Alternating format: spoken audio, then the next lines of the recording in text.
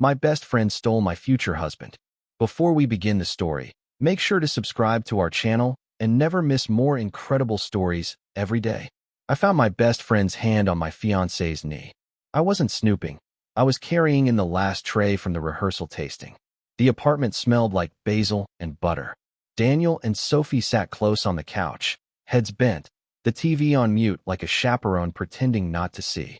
Her fingers rested on his knee the way mine used to when I was too happy to think about where to put them. I froze in the doorway. Sophie's laugh was small and private. Daniel said, "We shouldn't," but he didn't move. The tray tilted, a spoon clinked. They sprang apart like kids caught with sparklers in a closet. "Hey," Sophie sang, as if nothing had been lit. "I'm Claire, 29. I arrange corporate offsites for a living and people's chaos for free. Sophie and I have been best friends since freshman year, shared rent, sweaters, and a habit of finishing each other's sentences. Daniel proposed last fall under a string of fairy lights. Sophie hung herself. She cried harder than I did, which I called sweet instead of strange. That night feels like a photograph from a museum now. Beautiful, labeled incorrectly. I thought you were showering," Sophie said, hugging me before I could step back. She smelled like my perfume. Daniel added, "We were just talking, the 3 safest words in English." I nodded because nodding is easier than naming. We ate lukewarm risotto and discussed seating charts. Sophie suggested moving Emily, my sister, farther from the head table so she can take pictures without blocking the view. Emily once called Sophie sugar with a knife. I laughed then. I hear the blade now. When Sophie left, I asked Daniel, "Everything okay?" He kissed my forehead. "You worry too much." I went to bed with that sentence like a stone under my tongue and dreamt my phone backed itself up and uploaded my heart to someone else's cloud. In the morning, I told myself I'd misread a shadow. I ironed napkins. I emailed the florist. I listed tiny tasks until doubt sounded dramatic. And yet the image kept returning. Her hand, his stillness, the hush that felt rehearsed. I told myself love is a room. Sometimes people sit too close. But that night, my phone lit with a message not meant for me. I shouldn't have chosen tonight, Sophie had texted, except it was sent to Daniel. I stared at the screen and finally admitted this was the first crack. Sophie and I grew up in the same dorm bathroom mirror. We learned cat eye eyeliner together and how to make dinners from potatoes and apology wine. When I got my first real job, she taped a post-it to my monitor. "Loyalty is our love language." When she broke up with Ben, I moved her in for 3 months and taught her how to sleep again. When she got promoted, she bought me shoes I couldn't afford and told the room, "Claire is the blueprint." The friendship felt like family until it felt like a contract I hadn't read. The early cracks were jokes. Claire organizes her feelings alphabetically. She'd announce at parties, and people would laugh because I do love a labeled bin. After Daniel, her jokes sharpened. "He's perfect for you," she'd say. "He listens like a therapist and spends like a librarian." She meant it kindly, I told myself. She always meant it kindly. Then dinner with her new team. Claire never orders dessert. She hates being surprised. Daniel laughed too hard, and I swallowed the small humiliation because it's easier to digest if you call it cake. The text I saw was short. I shouldn't have chosen tonight. Under it, a photo thumbnail. Unclicked, because I stood in the kitchen holding my breath like it was flammable. I set the phone down like evidence and pretended I was not evidence. Daniel came in, kissed my hair, said he'd be late, helping Sophie with slideshow edits. I nodded and wiped an already clean counter. Emily came over with iced coffee and her detective's eyebrows. "You're quiet," she said. I told her everything but the part where my chest felt like a door someone was leaning on from the other side. Emily didn't flinch. "Jokes are dress rehearsals for how people want to treat you," she said. "Pay attention." I showed her the text. She said, "Screenshots, timestamps, don't confront yet." It sounded cold. It felt like CPR. That night, I checked our calendar. Sophie had moved 2 tastings I'd booked and forgotten to tell me. I scrolled her Instagram. Captions praising soulmate friends, with photos that looked suspiciously cropped. A new necklace I'd admired, in a post tagged #gifted, was from someone who knows me best. Likes from Daniel dotted the feed like crumbs. I told myself it was algorithm, accident, error. At midnight, my doorbell rang. Sophie, mascara smudged artfully, holding takeout. "Movie?" she asked, breezy. My phone buzzed in my pocket. Delete tonight's thread. Daniel wrote to her, not to me. I smiled at Sophie and decided to stop being the last to know.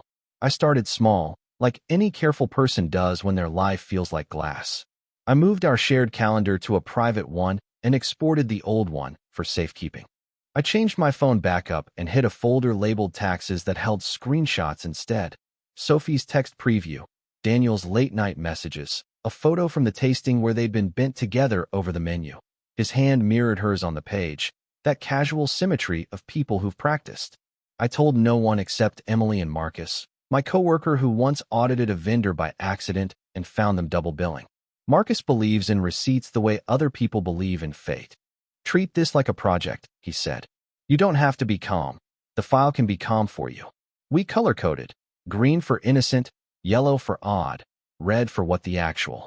Yellow bloomed everywhere. Sophie inserting herself into vendor emails. Daniel forgetting plans with me and remembering plans with Sophie. A rehearsal venue walkthrough that somehow happened without me because Sophie had stepped in to save my time. At the bridal shop, the consultant asked if my maid of honor was coming. She's busy, I said, and my voice did not break because I had decided it wouldn't. Sophie texted a photo from a cafe across town. Emergency espresso with your man's stress face, winking emoji. Marcus circled the timestamp against my calendar entry where Daniel had written, budget chat with Claire. Later I asked him, did you meet Sophie today? He kissed my forehead. Just for a minute. She was passing by. My mouth smiled. My stomach didn't. I checked our phone bill. 2-hour calls listed as FaceTime audio, most between 11 p.m. and 1 a.m. I told myself planning a slideshow takes time. I told myself trust is a muscle. I told myself Sophie has always been dramatic at midnight. But then a florist invoice landed in my inbox with a handwritten note. Loved picking these with Sophie. You've got great taste, Daniel. I took a breath that tasted like aluminum. Emily said, you don't have to catch them to believe yourself. I said, I want to be wrong. She said, I know. That evening, I walked past Sophie's building and saw Daniel's car out front. My body turned to ice. My brain turned to math. I counted floors and lights and minutes I could stand still before someone called me a creep. The lobby buzzer crackled. Sophie's laugh echoed down the stairwell like a permission slip no one signed. I lifted my phone, hit record, and followed the sound I wished I'd misheard. The engagement party was supposed to be ours. The rented hall smelled of champagne and frosting. The playlist was every song we'd ever said this one to. I wore a dress Emily picked, blue silk, lucky. Sophie arrived in white lace, the kind people pretend isn't bridal. Guests noticed. She laughed. Don't worry, Claire doesn't mind. My aunt whispered. Who wears white to an engagement party? I smiled so hard my jaw trembled. Daniel toasted me, voice sweet. Then Sophie grabbed the mic. To my best friend Claire, she began. She found someone who loves her quirks. Laughter. And to Daniel, who has the patience of a saint. God knows he'll need it. More laughter. Daniel chuckled too hard, too long. Sophie smirked at me over the rim of her glass. I felt the room tilt. Emily squeezed my hand under the table. It's not a joke if only she's laughing, she hissed. Later, as guests milled around, I slipped into the kitchen for air. Daniel followed, phone buzzing in his pocket. Great night, huh, he said. The screen lit up before he could silence it. Sophie's name, 3 hearts, and the words, you did perfect. He shoved it away. She's just hyping me up, he said quickly. She knows I hate speeches. My chest tightened. Why would she text that during our party? He kissed me, dismissive. You're reading too much. That night, I couldn't sleep. Emily replayed Sophie's toast on her phone and shook her head. She's planting seeds, Claire. Little humiliations that look like comedy. The next morning, Sophie texted me a selfie of her and Daniel holding the cake knife together, laughing. Newlyweds in training, the caption read. My hands shook so hard I dropped my coffee. I told myself not to spiral. But spiraling felt like the only honest direction left. And then Marcus called, saying he'd found something Sophie hadn't meant me to see. Marcus isn't dramatic. He uses words like spreadsheets. So when he said, you need to sit down, I did. He forwarded me an invoice from the rehearsal dinner caterer, addressed to Sophie. The note read, thanks for confirming final menu with Daniel. Excited to serve your event. My name wasn't mentioned. I stared at it until the letters blurred. Why would she handle this? I asked. Marcus sighed. Because she wants to. Because Daniel let her. Because you didn't know. I drove to Sophie's apartment, knocked until my knuckles hurt. She opened, hair perfectly messy, Daniel's hoodie on her shoulders. My stomach twisted. Oh, Claire, she said brightly. Daniel left this here after helping me move boxes. I looked inside. No boxes. A candle burning on the coffee table, 2 mugs half full of cocoa. You went over the caterer's menu? I asked. She tilted her head, smile sharp. I thought I was helping. You're always so busy. I left before my voice betrayed me. At home, Daniel was waiting, sheepish. I should have told you, he said. She offered to handle details. I didn't want to stress you. Stress me by excluding me? I snapped. His silence answered. That night, Emily sprawled on my couch, scrolling Sophie's feed. She's not subtle, she muttered. A new post, Sophie and Daniel, clinking wine glasses at what looked like the rehearsal venue. Caption, practicing perfection with my favorite person.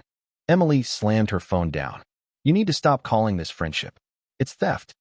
My throat burned. I want to catch her clean, I said. No denials, no excuses. Proof. Emily's eyes narrowed. Then keep watching. They're arrogant. They'll slip. And within days, Sophie posted a photo that made excuses impossible. It was a Tuesday afternoon when the photo dropped. Sophie, radiant, hair curled, wine glass in hand.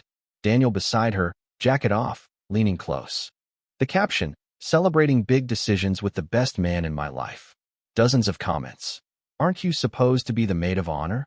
Best man? LOL. Sophie replied with winks and hearts. I stared at the screen until the words pulsed. Marcus messaged, screenshot everything. Date, time, URL. I did. When Daniel came home, I showed him. His face paled. She meant it as a joke, he said weakly. You know how she is. Then why didn't you shut it down? I demanded. His silence stretched like wire. Later, Emily and I went through Daniel's phone while he showered. A message from Sophie glowed. Can't believe we almost slipped tonight. You're worth it, though. My breath caught. Emily whispered, this is it. You have what you need. I wanted to scream, cry, break something. Instead, I saved the screenshots into the taxes folder. That night Sophie called, cheerful.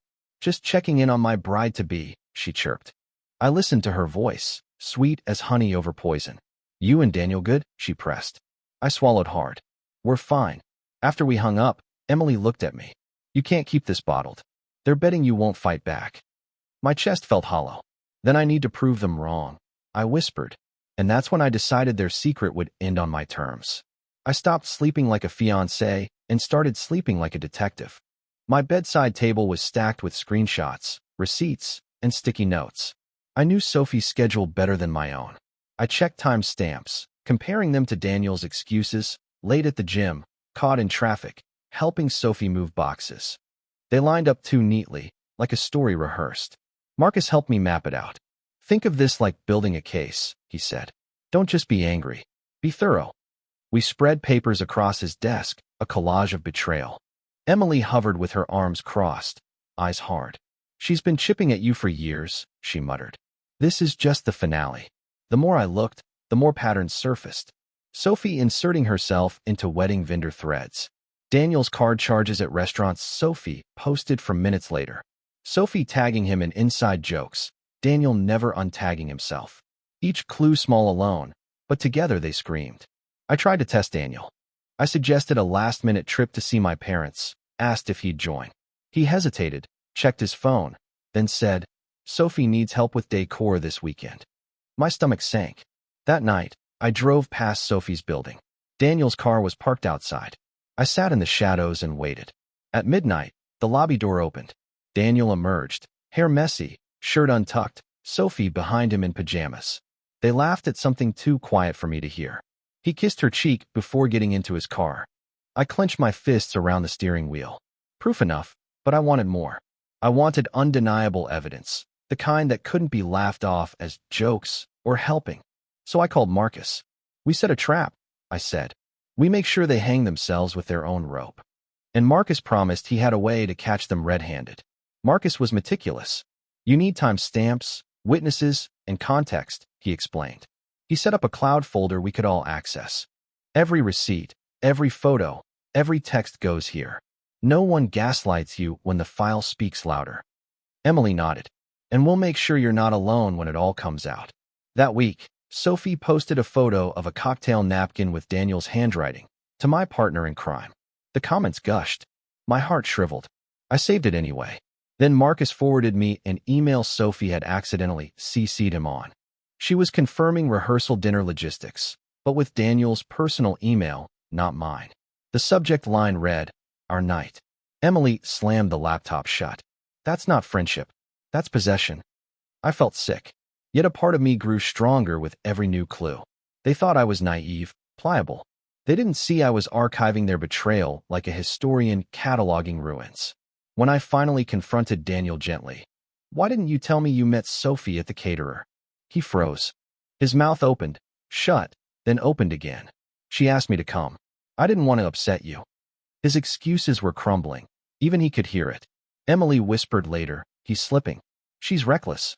They'll hand you your proof if you let them." And they did. 2 nights later, Sophie texted Daniel a selfie from bed. His hoodie on her shoulders, captioned, "Missing you already." He left his phone on the counter. I saw it light up. I didn't touch it. I didn't need to. I just memorized the timestamp and smiled for the first time in weeks. Because now I knew exactly how and when to confront them both. The plan came together in whispers. Emily, fierce as always, insisted, "Do it at the rehearsal dinner. In front of family, friends, everyone. They've humiliated you in private. Make them face it in public." Marcus agreed. "Set the stage. Have your evidence ready. Don't give them time to spin." I practiced the words in the mirror, shaking but steady. I want this wedding to be honest. So let's be honest tonight. I imagined the silence that would follow, the way Sophie's smile would finally crack. To prepare, I printed the texts, the photos, the invoices. Marcus bound them into a slim folder with tabs, messages, receipts, photos, timeline. Emily rehearsed with me. "Stay calm," she said. "Truth is loud enough." Daniel sensed my distance. "You're cold lately," he said one night, touching my arm. I pulled away. Maybe I'm just seeing things clearly. His eyes darted. He knew. Sophie called minutes later. I watched his face soften at her voice. That was my final confirmation. On the morning of the rehearsal, I slid the folder into my bag. My stomach churned, but my resolve hardened. Emily hugged me tight. "No turning back now," she whispered. That evening, candles glowed at the long table, laughter echoing. Sophie floated in, radiant, sliding into Daniel's side like she belonged there. My chest ached, but my hands stayed steady on the folder. I looked at their faces, at my family's joy, and knew the time had come. And I stood, ready to speak words that would shatter everything they thought safe. The rehearsal dinner buzzed with chatter, forks clinking against plates, champagne bubbling in flutes. I sat at the head of the table, but it felt like Sophie was the host. She leaned close to Daniel, whispering jokes that made him laugh too long. My family thought it was warmth. I knew it was conquest. Emily kicked my foot under the table. "Now," she mouthed. My heart pounded. I rose, glass in hand. "Before we celebrate," I said, "I'd like to thank everyone for being here. But more than that, I'd like us to be honest. Because a marriage without honesty doesn't survive." Sophie's smile wavered. Daniel shifted in his chair. I opened the folder. Over the past months, I've noticed things that didn't add up. Messages, invoices, photos. At first, I doubted myself. But I've learned doubt can be a disguise for truth. Gasps fluttered. I placed the first photo on the table. Sophie and Daniel at the caterer, wine glasses raised. While I was told this was handled for me, it was handled without me. Murmurs spread. I laid down the florist's note.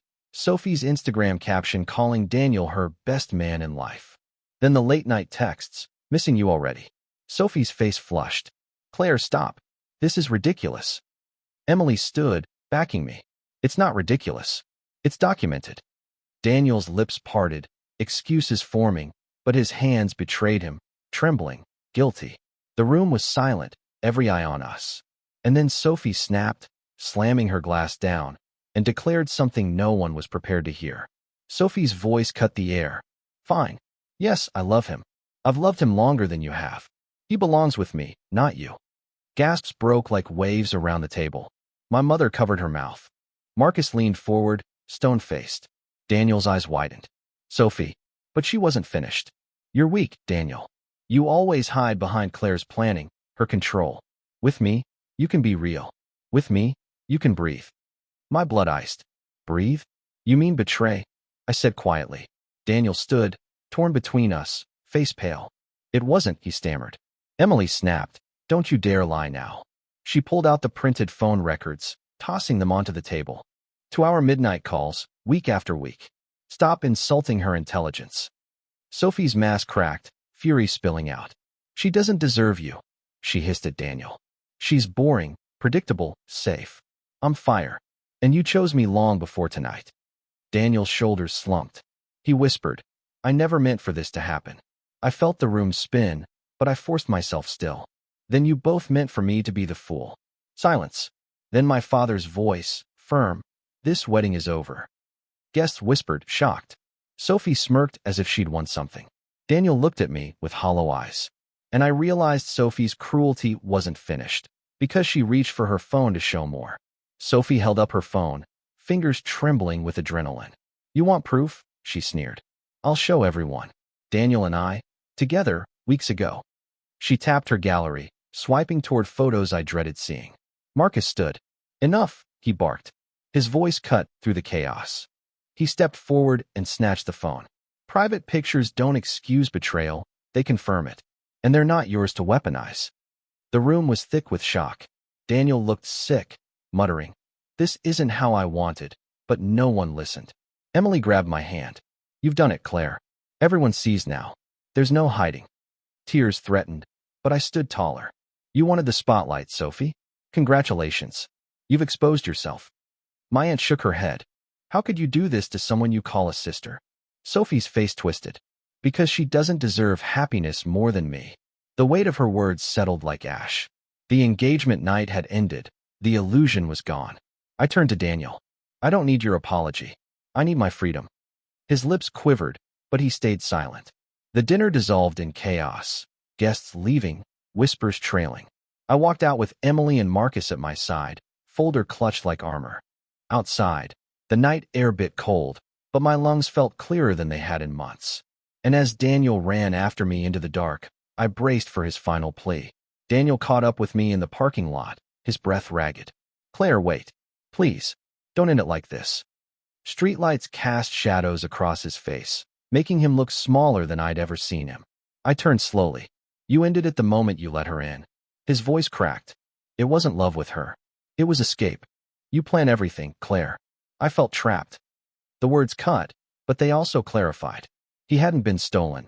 He'd chosen the easier betrayal over the harder honesty. You wanted freedom, I said. You could have asked for it. Instead, you gave her my place. He shook his head. I never wanted to hurt you. Emily stepped between us. You did. And now you want to soothe your conscience, not her wounds. Daniel's shoulders sagged. Sophie appeared in the doorway, shouting, Daniel, don't waste your time. Her voice echoed sharp against the night. He looked between us, torn, then slunk back toward her. The choice was made. Marcus put his hand on my arm. You don't have to hear another word from him. I nodded. My heart ached, but my spine was steady. The next morning, I packed Daniel's things into boxes and called a lawyer. Harris, calm and precise, guided me through affidavits and annulment paperwork. The law will cut where it must, he said. Let it. As papers stacked, Sophie unleashed fury online, posts dripping with venom, calling me insecure, bitter, jealous. But the photos, the texts, the evidence I'd revealed had already spread among our circle. Her words found few believers. My phone buzzed constantly with messages of shock, pity, solidarity. None of it filled the void, but it reminded me, I wasn't crazy. I wasn't alone. And then an unfamiliar number rang, with a voice that said, Claire, we need to talk about Sophie's past. The caller was an old college acquaintance, a woman named Rachel. I saw what happened, she said softly. And I'm not surprised. Sophie's done this before. My chest tightened. What do you mean? Rachel explained how Sophie had sabotaged her engagement years ago. Whispers, lies, slowly turning her fiancé's doubts into weapons. She thrives on being the secret, Rachel said. And when the secret's out, she burns everything around her. It was chilling, hearing the same blueprint applied to someone else's life. I realized Sophie's betrayal wasn't about Daniel specifically. It was about power, about proving she could take what she envied. I met with Harris again. She's slandering me online, I said. He nodded. Document everything. Silence is your ally. The truth is already visible. Emily dragged me to therapy. At first, I resisted. But the quiet room, the soft chair, the therapist's steady voice, all chipped away at my shame. You can grieve both of them, she said. The partner you lost and the friend you buried. Marcus checked in daily. How's the folder? He teased, meaning the evidence file. I smiled faintly. It's finished, but I don't open it anymore. At night, I walked by myself, learning to breathe in a world where I wasn't someone's fiancé or best friend. Just Claire. It was terrifying and liberating. Weeks passed. The annulment finalized. Sophie moved in with Daniel, though whispers said they argued constantly. Their spotlight had turned harsh, exposing cracks they couldn't hide. One afternoon, Emily said, "You look taller." I laughed.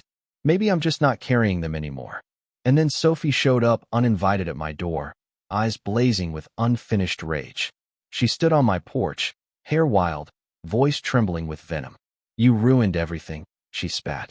"Everyone thinks I'm the villain. You did this." I stared at her calmly. "No, Sophie, you did this.